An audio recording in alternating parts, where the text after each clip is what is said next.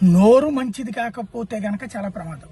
మామూలుగా సామెత ఉంది, ఊరు మంచిది అవ్వాలంటే నోరు మంచిది అవ్వాలి, నోరు మంచిదైతే ఊరంతా మనోళ్ళు అవుతారు.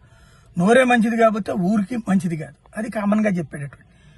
ఇదివరకు డాక్టర్ బాబు రాజేంద్ర ప్రసాద్ లేకపోతే డాక్టర్ రాజేంద్ర ప్రసాద్ లేకపోతే రాజేంద్ర ప్రసాద్ అంటే కమెడియన్, యాక్టర్, తర్వాత క్యారెక్టర్ ఆర్టిస్ట్, అద్భుతం. వయసు పెరిగే కొద్దీ కొన్ని చేదస్తాలను నియంత్రించుకోవాలి. ఎందుకంటే ఫీల్డ్లో ఉన్నారు కాబట్టి. ఫీల్డ్లో లేకపోతే ఓకే, నియంత్రించుకోలేకపోతున్నారు. నోరు అదుపు కొరవడుతోంది. తాజాగా బ్రహ్మానందం, ఆయన రాజేంద్ర ప్రసాద్ గారి కంటే వయసులో పెద్దోడు కాబట్టి కమెడియన్ గా రాజేంద్ర ప్రసాద్ తర్వాతలో బిగిన్ అయ్యి ఆ తర్వాత బ్రహ్మానందం లాంటి వాళ్ళు వచ్చాక సీన్ మారిపోయింది, కామెడీ సీనే మారిపోయింది. తాజాగా మీటింగ్ లో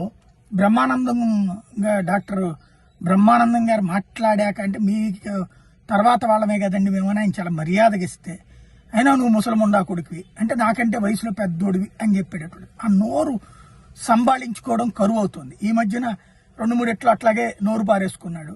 దాని విషయంలో జనాలు తిట్టాక అబ్బే నేను అంతే, నా నోరు ఏమీ ఇదేం కాదు, నేను మంచిదే అంటూ మళ్ళీ మాట్లాడతాడు. ఇప్పుడు ఆయన్ని ఏ లం కొడకో అని ఎవడన్నా, నేను ఆ భాష అట్లాగే ఉంటుందంటే ఒప్పుకుంటాడా? ఏ లం కొడకో ముంకొడకో అంటే ఊరోళ్ళందరినీ ఆ పదాలు వాడేసేసి అదేమంటే వాళ్ళు అర్థం చేసుకుంటారంటే, సరే నువ్వు పెద్దోడు కాబట్టి గౌరవం ఇస్తున్నారు. పెద్దరికం పోయినాడు ఏమైపోద్ది?